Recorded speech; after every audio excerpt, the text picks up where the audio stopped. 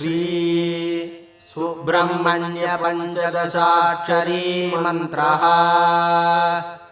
ओम अस्य श्री सुब्रह्मण्य पंचदशाक्षरी महामन्त्रस्य ब्रह्मा ऋषिः गायत्री छन्दः श्री सुब्रह्मण्यो देवता। ओम श्रीं ह्रीं क्लीं इति बीजं शरवण भव इति शक्तिः।